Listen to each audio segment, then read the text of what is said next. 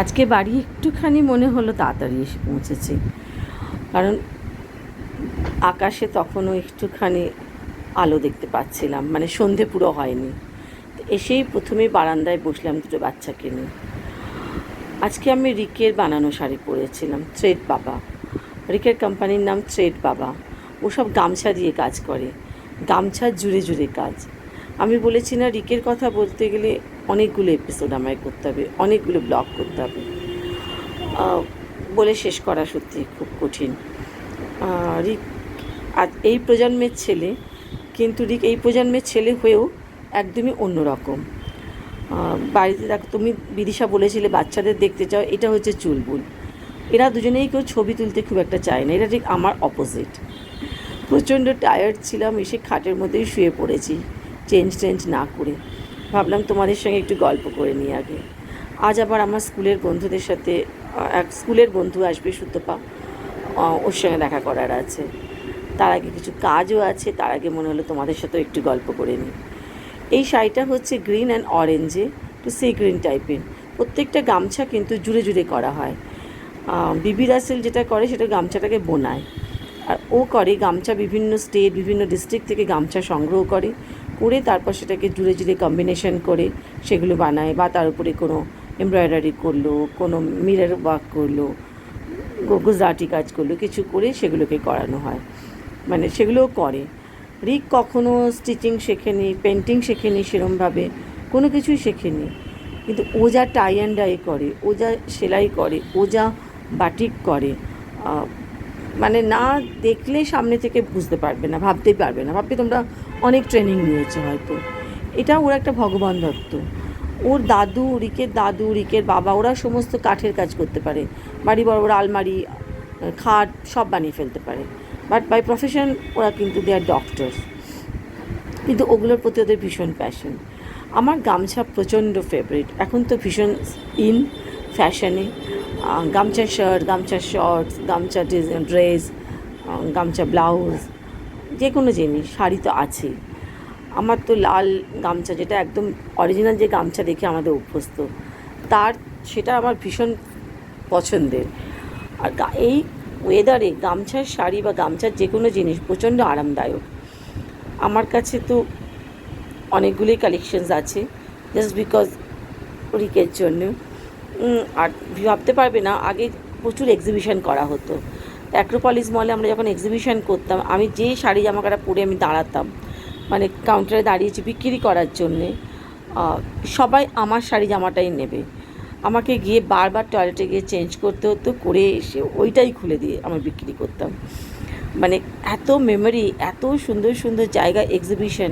তুমি ভাবতে পারো শাহরুখ খানের জন্মদিনে রিকের শার্ট পরেছিল, রিক বম্বেতে গেছিল সিঙ্গার অভিজিতের এক্সিবিশনে, সরস্বতী পুজোর এক্সিবিশনে ওকে ইনভাইট করেছিল, সেখানে গেছিলো।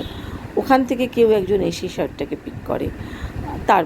তারপর যখন এটা পাবলিশড হলো, তখন মোটামুটি রিকের বাড়িতে ওই শার্ট নেওয়ার জন্য ফুল ইয়াং জেনারেশন আর কি ঝাঁপিয়ে পড়া। তোমরাও যদি কেউ পছন্দ করো, তোমরাও কিন্তু একবার ট্রাই করে দেখতে পারো গামছার জিনিস। রিকের জিনিস সব এখন পাওয়া যাচ্ছে দেশজ বলে একটা বন্ডেল গেটের ওখানে বুটিক আছে, সেইখানে ওই ক্যাফেটাতে। রিক নিজে ক্যাফে করেছিল অ্যাক্রোপলিসের উল্টো দিকে, কিন্তু একটা ডাকাতি হয়। আমাদের কপালে ডাকাতি, চুরি, স্ক্যাম, হ্যাকিং এগুলো যেন লেগেই আছে। তো সেখানে সেই জন্যে সেটা বন্ধ করতে বাধ্য হয়েছি আমরা, কিছু লিগ্যাল প্রবলেম চলছে।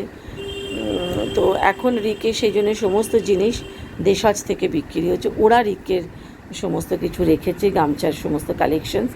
তো সেখান থেকে ওগুলো যদি কেউ ইন্টারেস্টেড থাকো, এটা বন্ডেল গেটে, ওখান থেকে তোমরা গিয়ে দেখতে পারো।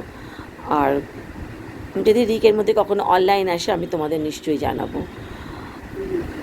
রিক একটা অসম্ভব ট্যালেন্টেড, কিন্তু রিকের কাছে ক্যারিয়ারের থেকে ওর বাবা মার অনেক বেশি ইম্পর্ট্যান্ট।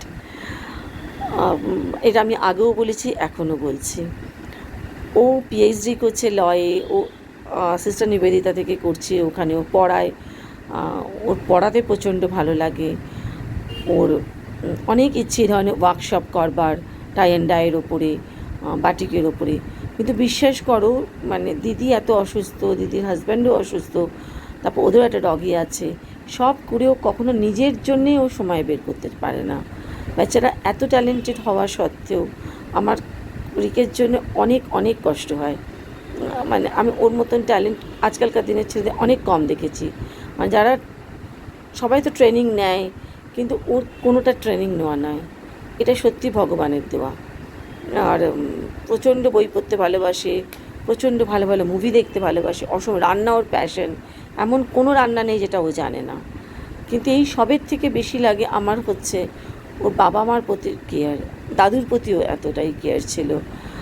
মানে এত পরিশ্রম করতে পারে আজকালকার একটা বাচ্চা, এটা সত্যিই ভাবা যায় না। চলো রিকের সম্বন্ধে আরও একদিন বলবো।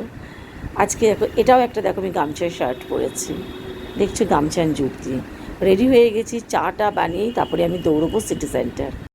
বাড়ির কাজ শেষ করেই রওনা দিলাম সিটি সেন্টারের পাশেই ক্যারাভেন ক্যাফেতে। আজকে আমাদের আড্ডার ভেন্যু ছিল।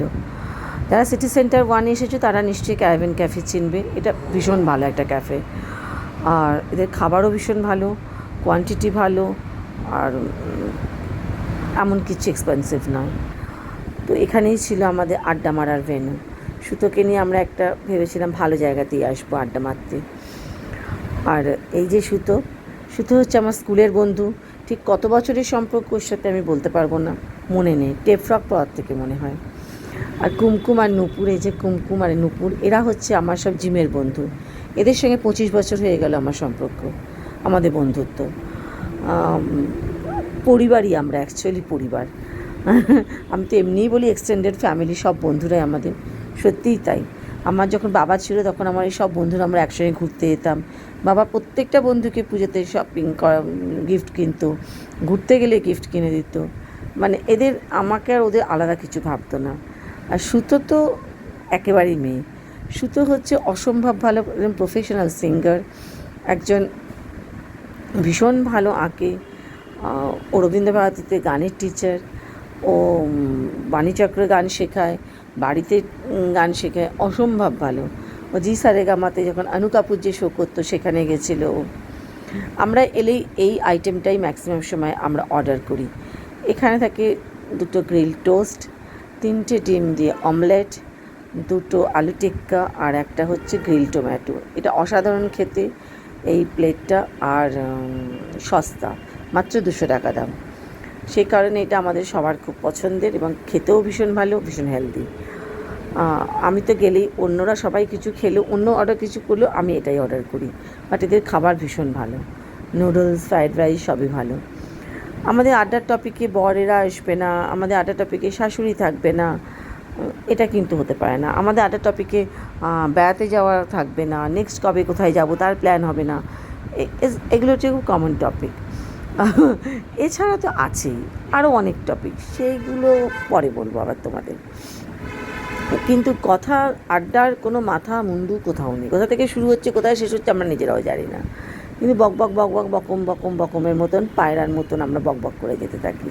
তার মাঝখানে ছবি তোলা, আমার মনের ক্যামেরায়, আমার ক্যামেরায় ছবি তুলে রাখি। এগুলো আমার কাছে একটা ভীষণ ভালো মেমোরি।